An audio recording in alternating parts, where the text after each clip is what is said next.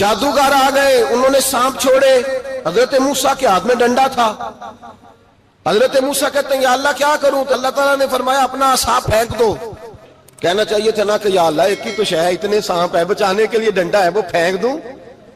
ڈنڈا پھینکا جاتا ہے، سانپ کو دیکھ کر کے قابو کیا جاتا ہے۔ یہ میرا اور آپ کا ذوق ہے نا، لیکن انبیاء کرام کا انداز ملاحظہ کیجئے میرے عزیزو۔ اللہ فرماتے ہیں ڈنڈا، اے موسیٰ ڈال دے اپنا عصا۔ پہلے نہیں فرمایا کہ سانپ بن جائے گا، فرمایا بس تو ڈال دے۔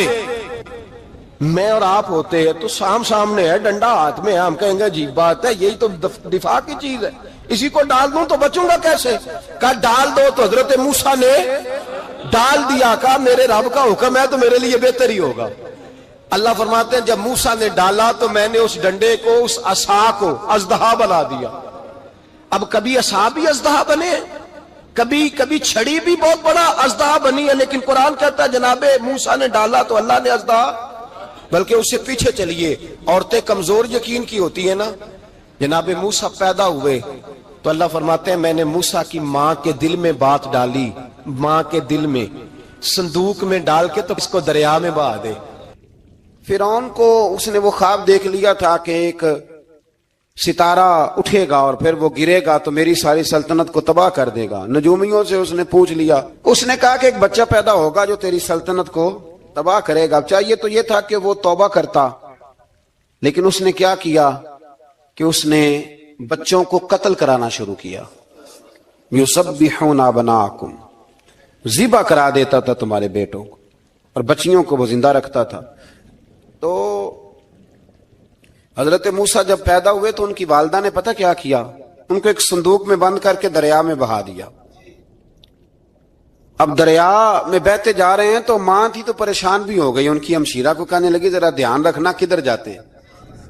حضرت موسیٰ علیہ السلام دریا میں بہتے بہتے نا، فرعون نے نا دریا کے کنارے مکان بنایا ہوا تھا۔ آپ کو پتہ ہے بادشاہوں کا ذوق ہوتا ہے، آج کل ہمارے جو حکمران ہیں انہوں نے اس کا نام فارم ہاؤس رکھا ہوا ہے، میرا فارم ہاؤس، اور پرانے زمانے میں لوگ ڈیرا کہتے تھے۔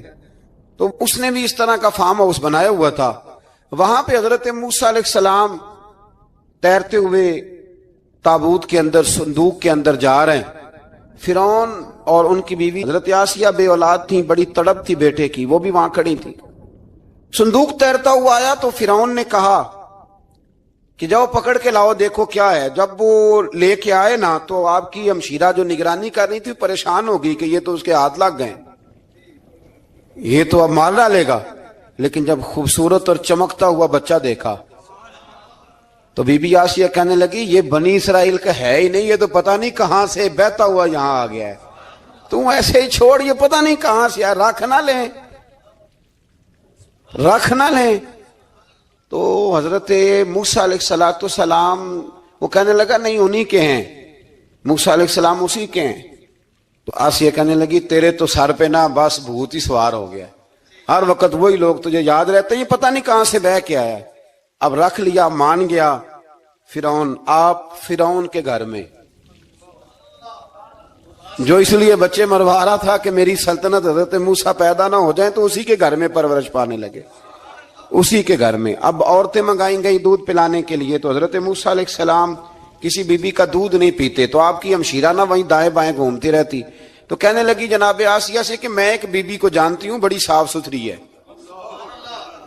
مجھے امید ہے یہ بچہ اس کا دودھ پیے گا۔ تو فرعون کہنے لگا دوڑ کے لا، تو وہ اپنی والدہ کو لے کے آئیں تو حضرت موسیٰ نے فوراً دودھ پینا شروع کر دیا۔ فرعون کو پھر تھوڑا شک ہوا۔ ایک روایت یوں بھی لکھی ہے بعض لوگوں نے کہ فرعون ایک دن اٹھایا ہوا تھا حضرت موسیٰ کی، ابھی تھوڑی سی عمر تھی، تو آپ نے اس کی داڑھی پکڑ کے تو ایک گھونسا دے مارا، جلالی تو شروع سے ہے نا۔ تو کہنے لگا آسیہ تو مان نہ مان یہ بچہ وہی ہے۔ تو حضرت بی بی آسیہ کہنے لگی کہ تجھے غلط فہمی ہے، یہ وہ نہیں ہے۔ اس نے کہا دیکھو نا یہ تو اٹھاتی ہے تو پیار کرتا ہے، اور میرے جب قریب آتا ہے تو اس کے لب و لہجے میں تلخی محسوس کرتا ہوں۔ اس نے کہا بچوں کو کیا پتا، خیر ایک طرف اس نے کھانے پینے کی چیزیں رکھ دی، ایک طرف انگارے رکھ دیے۔ وہ بھی حضرت آسیہ کہتی ہیں کہ تجھے سمجھ آئے بچے بچے ہوتے ہیں۔ حضرت موسیٰ بچے تو تھے پر تھے تو اللہ کے نبی نا، اللہ کے نبی تھے۔ جب اس نے کہا نا یہ بچے ہیں، تو حضرت موسیٰ علیہ السلام بجائے انگاروں کی طرف جانے کے نبی تھے، وہ سیدھے کھانے پینے والی چیزوں کی طرف بڑھنے لگے۔ فرعون کہنے لگا اب بتا، اللہ تعالیٰ نے حضرت جبریل کو بھیجا، انہوں نے کہا ادھر نہیں جانا، آپ ادھر جائیے۔ تو آپ آگ کی طرف گئے اور ایک کوئلہ اٹھا کے زبان پہ رکھ لیا۔ تو آسیہ کہنے لگی سمجھ آئی، بچے کو کیا پتا کدھر جانا ہے کدھر نہیں جانا، اگر وہ اتنا ہی خیال ہوتا، وہی بچہ ہوتا تو آگ۔ اور بعض مفسرین نے لکھا ہے یہ جو حضرت موسیٰ دعا مانگتے تھے نا، رب اشرح لی صدری ویسر لی امری، یہ وہ آگ کا انگارہ جب کوئلہ منہ میں رکھا تھا نا تو اس کی وجہ سے زبان میں کچھ لکنت آ گئی، تو آپ دعا کرتے تھے کہ یا اللہ میری زبان کی وہ بند گرا کھول دے تاکہ میں کھل کے فرعون کے سامنے بات کر سکوں۔ وہیں حضرت موسیٰ پلنے لگے، وہیں پلے، وہیں جوان ہوئے، وہیں اللہ نے ساری دولتیں دی، بہن بھی ملی، ماں بھی ملی، اور سارے عزیزوں کا پیار بھی ملا۔ اسی گھر کے اندر اللہ نے پرورش کر کے فرعون کے ظلم سے بنی اسرائیل کو نجات عطا فرمائی۔ کہ موسیٰ پھر فرعون کے گھر میں پلنے لگے، اور جب جوان ہو گئے تو فرعون کے ہاں جو ظلم ہوتا تھا حضرت موسیٰ اس پر بول پڑتے تھے، جلال فرماتے۔ تو فرعون پھر ناراض رہنے لگا، یہاں تک کہ اس نے آپ کو نکال دیا، آپ تشریف لے گئے وہاں سے۔ تو حضرت موسیٰ ایک دن شام کے وقت دوبارہ آئے بستی میں، لوگ سوئے ہوئے تھے، تو دو آدمی، ایک بنی اسرائیل میں سے اور ایک فرعون کی اپنی قوم میں سے، وہ دونوں آپس میں جھگڑ رہے تھے۔ لیکن وہ جو حضرت موسیٰ کی بنی اسرائیل کی قوم کا شخص تھا، اس پر وہ قبطی، وہ جو فرعون کے قریبی لوگوں میں سے تھا، وہ ظلم کر رہا تھا اور بوجھ اٹھانے کی بات کر رہا تھا۔ اب اس نے حضرت موسیٰ کو پکارا کہ یہ دیکھے میرے ساتھ کس طرح کی بات کر رہا ہے، تو حضرت موسیٰ کا ارادہ بھی نہیں تھا، آپ نے بس اس کو سمجھایا، پر کچھ لوگوں کو سمجھ، تو حضرت موسیٰ نے پھر ایک مکہ مارا، ایک گھونسا مارا، صرف ایک ہی۔ یہ کئی تگڑے اور دلیر اس طرح کے بھی ہوتے ہیں کہ گھونسا ایک بھی برداشت نہیں کرتے، وہ ایک مارا، آدمی دھڑام سے زمین پہ گرا اور ماری گیا۔ حضرت موسیٰ کا ارادہ نہیں تھا لیکن وہ مر گیا۔ حضرت موسیٰ علیہ السلام نے اس بات پر اپنے رب سے استغفار بھی فرمائی، قرآن کہتا ہے کہ انہوں نے معافی چاہی کہ اللہ میرا ارادہ نہیں تھا۔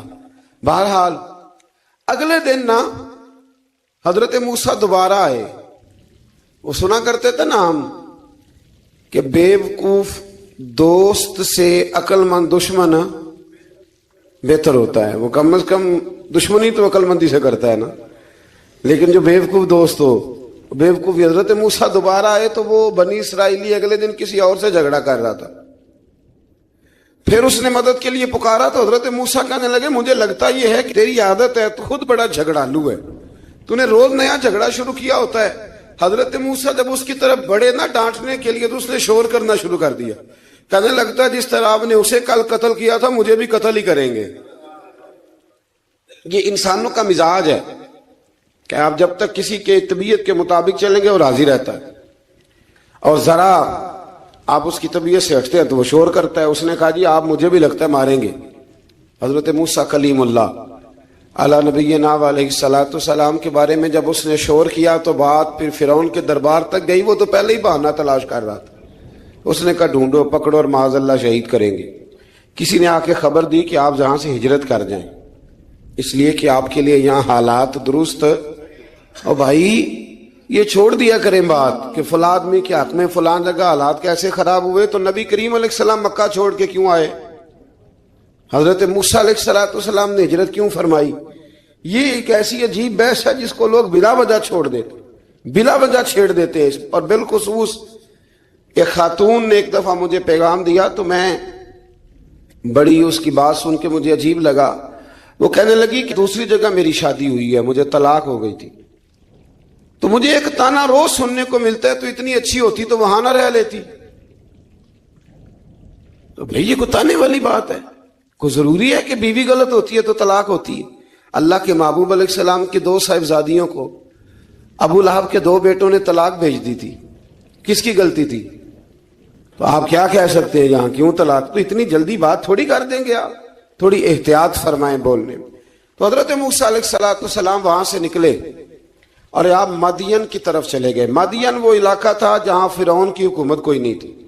حضرت موسیٰ جیسے ہی وہاں پہنچے تو ان کے اندر ایک جذبہ تھا ظلم ہوتا نہیں دیکھ سکتے تھے. جب وہاں پہنچے تو انہوں نے دیکھا لوگ اپنے اپنے جانوروں کو گھاٹ پہ پانی پلا رہے ہیں اور دو خواتین ہیں وہ بالکل پیچھے کھڑی ہیں. تو حضرت موسیٰ کلیم آگے بڑھ کے کہنے لگے تم کیوں نہیں پانی پلاتی؟ تو وہ کہنے لگی ہمارا بھائی کوئی نہیں، باپ ہمارا بوڑھا ہے. اللہ اکبر. مجبوری یہ ہے، ہم ہیں بھی پردہ دار گھرانے کی، مجبوری ہماری یہ ہے کہ جب تک یہ سارے لوگ پانی پلا نہیں لیں گے اتنی دیر تک ہماری باری نہیں آئے گی. تو حضرت موسیٰ کلیم اللہ علیہ السلام فرمانے لگے اچھا یہ بات ہے تو جانور مجھے دو. وہ ہو یہ رہا تھا کہ چونکہ مرد پانی پلا رہے تھے تو اور جتنے بھی مرد آتے جاتے تھے وہ گھستے جاتے تھے اور عورتیں بیچاری کھڑی تھیں. حضرت موسیٰ جھٹ سے آگے بڑھے، پیچھے ہٹو.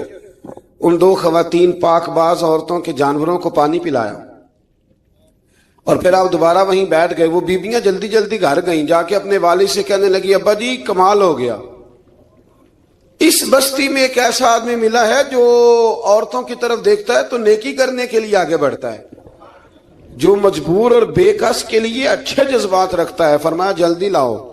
کچھ مفسرین اور طرف بھی گئے ہیں لیکن جمہور نے لکھا ہے کہ وہ حضرت شعیب علیہ السلام تھے. حضرت شعیب نے گھر بلایا، اپنی ایک بیٹی کو بھیجا، فرمایا بیٹے بلا کے لاؤ. وہ جب گھر آئے تو آپ فرمانے لگے آپ میرے ساتھ اجرت طے کر لیں، 8 سال یا 10 سال آپ میری بکریوں کو چرائیں، میرے گھر میں رہیں. اور پھر فوراً ہی فرمانے لگے اگر آپ ہمارے گھر میں رہیں گے دیکھ بھال کریں گے تو میں اپنی ایک بیٹی کا نکاح بھی آپ کے ساتھ کر دوں گا. تو 8 سے 10 سال حضرت موسیٰ نے وہاں قیام فرمایا. اور پھر جب آپ کا نکاح ہو گیا تو آپ اپنی بیوی کو لے کے مصر کی جانب جا رہے تھے. تو رستے میں نا ٹھنڈ زیادہ ہو گئی تو اپنی زوجہ سے کہنے لگے وہاں آگ جل رہی ہے، میں تیرے لیے آگ لے کے آتا ہوں تاکہ تو تاپ سکے، گرمی حاصل کر سکے. وہاں گئے تو درخت سے آواز آئی موسیٰ میں تیرا رب ہوں.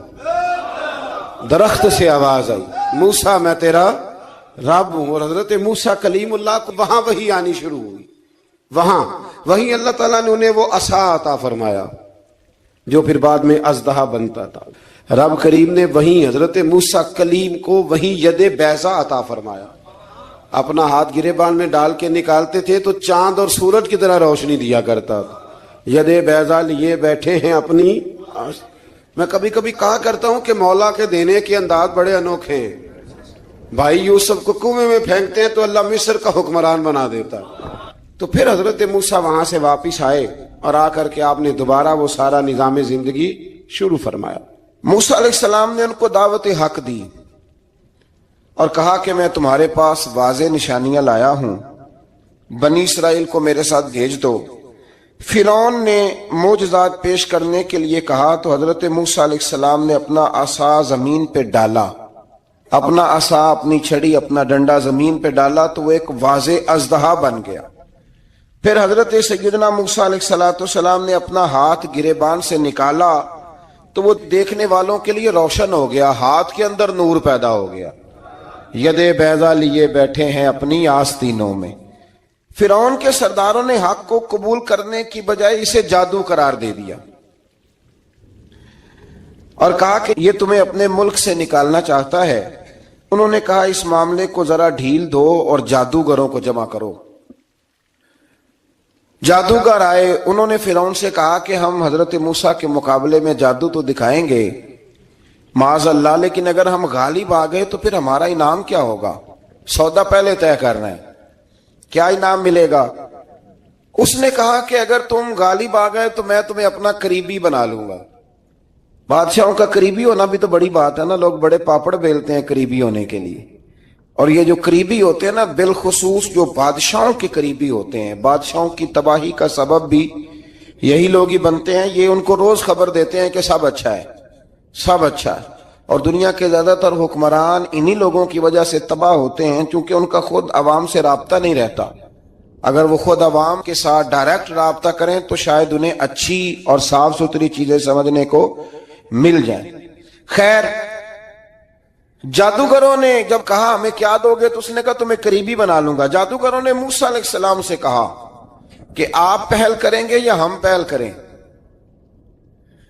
تو موسیٰ علیہ السلام نے کہا تم پہل کرو. جب جادوگروں نے اپنی رسیاں زمین پہ ڈالی تو لوگوں کی نگاہوں کو سحر زدہ کر دیا، جادو کر دیا اور انہیں ڈروا دیا۔ انہوں نے کہا یہ تو بڑا جادو لے آئے۔ اللہ تعالیٰ نے حضرت موسیٰ علیہ السلام کو حکم دیا کہ آپ بھی اپنا عصا زمین پہ ڈالیں۔ ان کی رسیاں سانپ بن گئی تھی نا، دراصل وہ سانپ بنی نہیں تھی، لوگوں کی آنکھوں پر جادو ہو گیا تھا، انہیں سانپ نظر آ رہا تھا۔ فرمایا آپ بھی اپنا عصا زمین پہ ڈالیں۔ وہ عصا سانپ بنا اور جادوگروں کی ساری چیزوں کو نگل ہی گیا۔ ان کی بہت ساری رسیاں سانپ بنی تھی، ان کا ایک ہی عصا سانپ بنا اور سب کو نگل گیا۔ اس طرح کے معجزے کی حقانیت اور جادوگروں کا بطلان ثابت ہوا اور فرعونی رسوا ہو گئے۔ جادوگر سجدے میں گر گئے اور اللہ پر ایمان لے آئے۔ فرعون نے انہیں دھمکی دی کہ تم میری اجازت کے بغیر ایمان لے آئے ہو، میں تمہارے ہاتھ اور پاؤں مخالف سمت سے کاٹ دوں گا، یعنی الٹا ہاتھ کاٹ دوں گا، سیدھا پیر کاٹ دوں گا، میری بغیر اجازت ایمان لے آئے ہو، اور تمہیں سولی پہ بھی چڑھوا دوں گا۔ انہوں نے کہا کہ ایمان لانے کی پاداش میں تم ہمیں سزا دینا چاہتے ہو؟ پھر انہوں نے اللہ تعالیٰ سے صبر اور استقامت کی دعا کی۔ اس کے بعد فرعون نے بنی اسرائیل کے بیٹوں کو قتل کرنے کی اور بیٹیوں کو زندہ چھوڑنے کا حکم دے دیا۔ موسیٰ علیہ السلام نے قوم کو صبر کی تلقین کی اور کہا کہ نیک انجام اہل تقوی کے لیے۔ یہاں ایک لطیف بات ہمارے صوفیاء نے بھی لکھی ہے۔ صوفیاء کہتے ہیں کہ فرعون نے کلمہ نہیں پڑھا اور جادوگر کلمہ پڑھ گئے۔ وہ کس طرح کلمہ پڑھ گئے؟ تو کہنے لگے دراصل انہوں نے آتے ہی حضرت موسیٰ کا ادب بڑا کیا تھا۔ جادوگر حضرت موسیٰ کے مقابلے میں آ کے بھی ان سے کہتے ہیں کہ رسیاں آپ پہلے ڈالیں گے کہ ہم ڈالیں؟ آپ عصا پہلے رکھیں گے کہ ہم رکھیں؟ تو اتنا سا ادب کیا تو رب کریم نے فرمایا جو نبی کا ادب کرے وہ بے ایمان نہیں رہ سکتا، جو نبی کا ادب کرے وہ بے ایمان نہیں رہ سکتا، اور جو نبی کی بے ادبی کرے وہ ایماندار نہیں رہ سکتا۔ ختم ہو گئی بات۔ یہاں ہمارے صوفیاء نے یہ بات لکھی ہے کہ چونکہ انہوں نے آتے ہی کہا تھا کہ آپ پہلے ڈالیں گے یا ہم پہلے ڈالیں، تو حضرت موسیٰ سے انہوں نے پوچھ لیا، نبی کے پوچھے بغیر پہل نہیں کی، تو اللہ نے انہیں ایمان کی دولت عطا کر دی۔ اللہ تعالیٰ نے فرعونیوں پر قحط سالی کا عذاب نازل کیا۔ فرعونیوں کا طریقہ یہ تھا کہ اچھائی کو اپنا کمال گردانتے تھے، کہتے تھے یہ ہماری طرف سے، اور برائی کو معاذ اللہ بدشگونی کے طور پر موسیٰ علیہ السلام کی طرف منسوب کرتے تھے، کہتے تھے معاذ اللہ آپ کی وجہ سے یہ سارا کچھ ہو رہا ہے۔ ہوتے نا، نہیں کہتے ہیں جب سے میں وہاں گیا ہوں تب سے۔ ہمارے بزرگ ایک لطیفہ بھی سنایا کرتے تھے کہ کسی زمیندار نے نماز پڑھنی شروع کی تھی تو اس کے جانور مرنے شروع ہو گئے۔ اب لوگ سمجھتے ہیں کہ معاذ اللہ شاید یہ کسی بزرگ کے سبب سے ایسا ہے، حالانکہ یہ تو اللہ کی طرف سے آزمائش ہوتی ہے، اس کی حکمتیں ہوتی ہیں۔ اللہ تبارک و تعالیٰ نے ان پر عذاب کیا نازل کیا؟ آیت نمبر 130 اور 143 کا بھی آپ سورہ اعراف کی پڑھیں تو اللہ تعالیٰ نے ان پر ٹڈیوں کا، جموں کا، مینڈکوں کا اور خون کا عذاب نازل کیا۔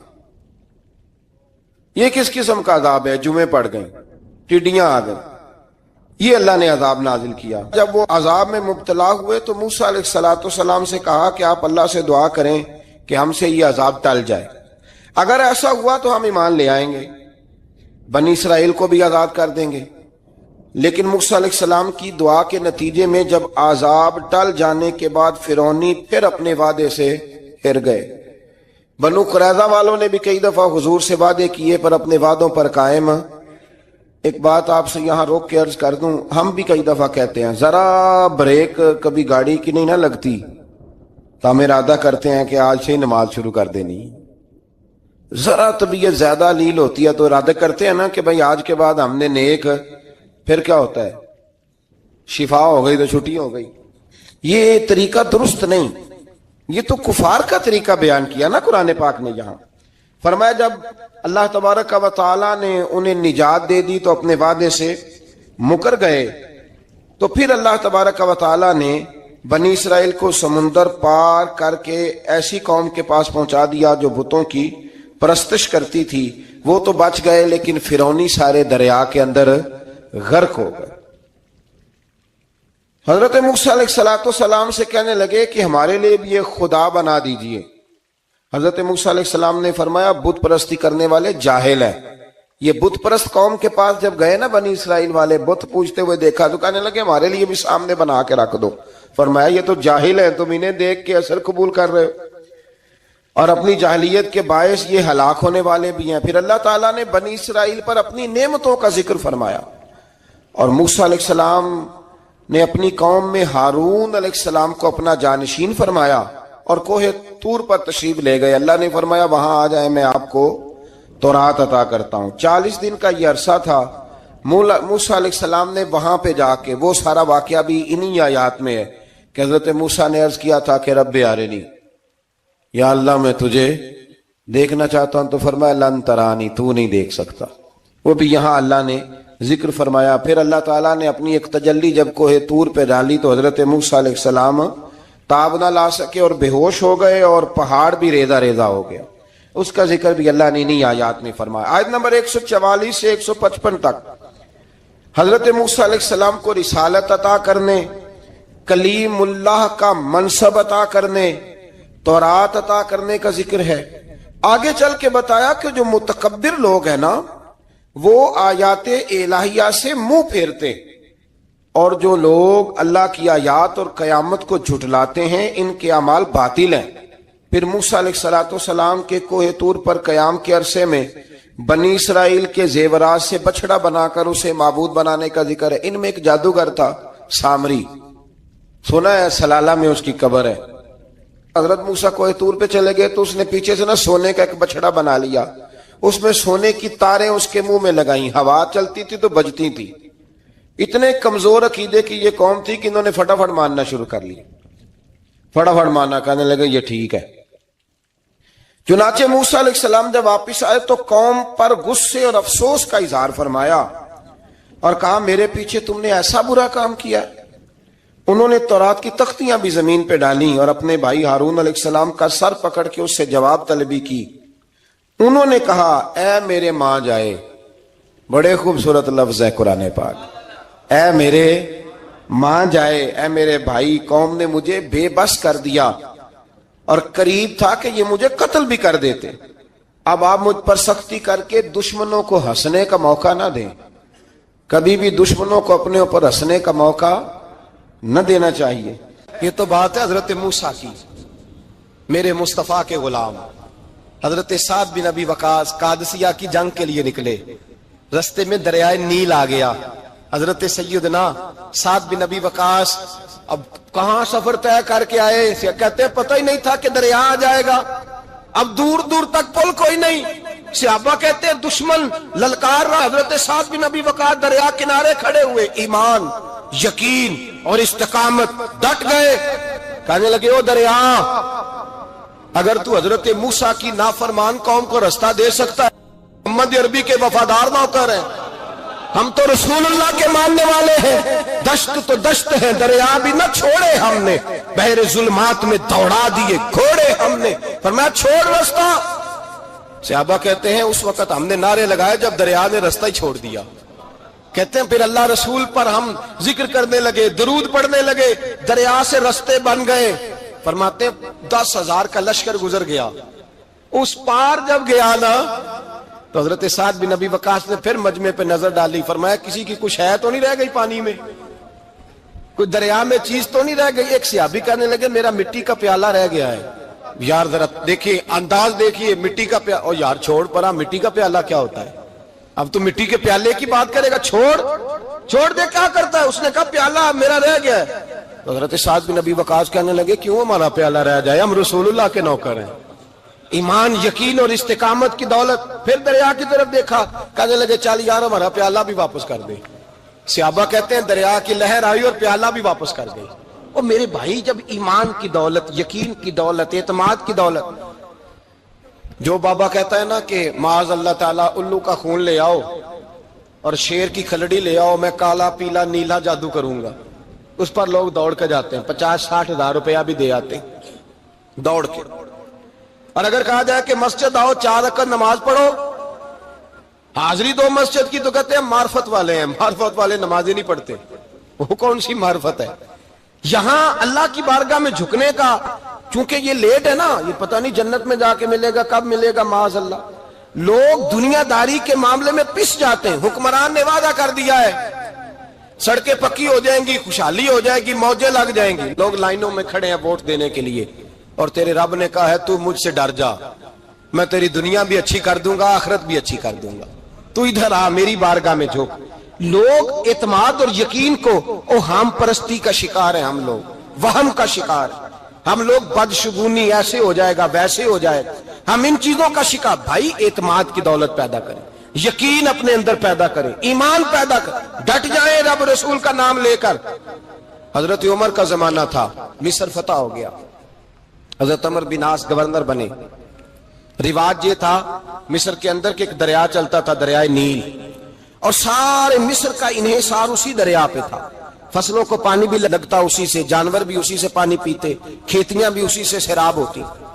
سال کے بعد وہ دریا خشک ہو جاتا تھا، سال کے بعد وہ دریا خشک ہوتا، اور جب خشک ہوتا نا تو ایک کواری لڑکی قتل کر کے دریا میں ڈالتے، پھر وہ دریا چلتا۔ آج بھی بہت ساری جگہوں پہ اوہام پرستی ہے، کہتے ہیں ہمارے آستانے کا طریقہ ہے۔ میں نے کہا آستانے کا اس آستانے کا طریقہ ہوتا ہے جس آستانے کا تعلق در مصطفیٰ سے ہوتا ہے، باقی کسی آستانے کا اپنا کوئی ذاتی طریقہ نہیں۔ طریقہ وہ جو میرے نبی پاک کا طریقہ ہے، اس سے ہٹ کر کون سا طریقہ ہے؟ ہمارے آستانے کا طریقہ ہے، ہماری یہ رسم ہے، ہمارا یہ رواج ہے، اٹھا کے بھاگ جاؤ رسم و رواج۔ ہمارے رسم و رواج رسول اللہ کی سنت کے پابند ہے۔ سارے بولیے صلی اللہ ہو، پھر ایک دفعہ پڑھیے درود شریف صلی اللہ ہو، 3 دفعہ کر لیں تاکہ طاق اداد ہو جائیں۔ صلی اللہ ہو نبی پاک صلی اللہ علیہ وسلم کا طریقہ اصل طریقہ ہے۔ حضرت عمر فاروق کو جناب عمر بن عاص، اور کہتے ہیں کہ پکا طریقہ یہ تھا کہ جب تک لڑکی قتل کر کے ڈالتے نہیں تھے دریا چلتا نہیں تھا۔ حضرت عمر کو خط لکھا کہ حضور یہ معاملہ ہے، اور لوگ مجھے یہی کہتے ہیں، میں نے لوگوں کو سمجھایا ہے کہ اسلام ظلم کا حکم نہیں دیتا، ظلم کی اجازت نہیں دیتا، کیسے لڑکی قتل کی جائے؟ اب آپ بتائیں کیا کرنا ہے؟ حضرت عمر ایمان، یقین، استقامت، پہاڑ ہے یہ لوگ۔ حضرت عمر نے 2 خط لکھے، ایک حضرت عمر بن عاص کے نام، دوسرا دریائے نیل کے نام۔ 2 خط لکھے، ایک خط لکھا دریا کے نام، ایک خط لکھا عمر بن عاص گورنر کے نام۔ گورنر کے نام خط لکھا تو فرمایا جتنے یہودی ہیں، عیسائی ہیں، کمزور ایمان والے، سب کو دریائے نیل پہ لے جا، اور میرا یہ دوسرا خط دریا میں ڈال دے اور سب کے سامنے ڈالنا۔ کہتے ہیں یہ خط پڑھنا چاہے تو تجھے اجازت بھی ہے، سنیے اور سر دھنیے اور سوچئے کہ اصل کمزوری کہاں آئی ہے۔ رمضان کے سب سے پہلے جمعے میں سب سے اہم موضوع چھیڑا ہے، کمزوری اور نقص واقعہ کہاں ہوا ہے۔ حضرت سیدنا عمر بن خطاب رضی اللہ تعالیٰ عنہ نے دریا کو مخاطب کر کے لکھا، ہو دریا، اگر تو کہتا ہے نا کہ لڑکی قتل کر کے پھینکی جائے گی تو میں رسول اللہ کا ماننے والا ہوں، میں ظلم نہیں ہونے دوں گا، ہمیں تیرے پانی کی ضرورت ہی کوئی نہیں، تو بے شک پانی نہ دے، اور اگر تو اللہ کے حکم سے بہتا ہے، اگر تو اللہ کے حکم سے بہتا ہے تو پھر اللہ کا بندہ اور مصطفیٰ کا غلام عمر تجھے حکم دیتا ہے کہ فوراً بہنا شروع کر دے، فوراً منٹ نہ لگانا۔ حضرت سیدنا عمر بن عاص فرماتے ہیں لشکروں کے لشکر لے کے میں دریائے نیل پہ پہنچا، اور بھرے مجمع میں جناب عمر کا خط میں نے ڈالا تو دریا نے بہنا شروع کر دیا۔ فرماتے ہیں دریا بہنے لگا اور غیر مسلم کلمہ پڑھنا شروع ہو گئے۔ لوگ مجھے کہنے لگے کیا دکھایا ہے جو کلمہ پڑھ رہے ہیں؟ تو میں نے کہا دکھایا کچھ بھی نہیں، یہ حضرت عمر کے ایمان کی قوت کی برکت ہے کہ بہت سارے لوگوں نے کلمہ پڑھنا شروع کر دیا۔ یہ ایمان کی قوت، ڈرو مسلمان، سہما و مسلمان، یہ کبھی امریکہ کے پیچھے بھاگتا ہے، کبھی یورپ کے پیچھے بھاگتا ہے، کبھی ادھر جاتا ہے، کبھی ادھر جاتا ہے۔ اپنی دنیا آپ پیدا کر اگر زندوں میں ہے، سر آدم ہے، ضمیر کن فقہ ہے زندگی۔ جب ایمان کی طاقت پیدا ہوتی ہے، جب قوت پیدا ہوتی ہے، پھر انسان کے اخلاق سمر جاتے ہیں، پھر اس کا نظریہ سیدھا اللہ رسول کی ذات پر جا کے کھڑا ہوتا ہے۔ جنہیں آزمایا گیا تھا حضرت ابو بصیر رضی اللہ تعالیٰ، ہمیں تو تھوڑا سا جھٹکا لگ جائے نا مذہب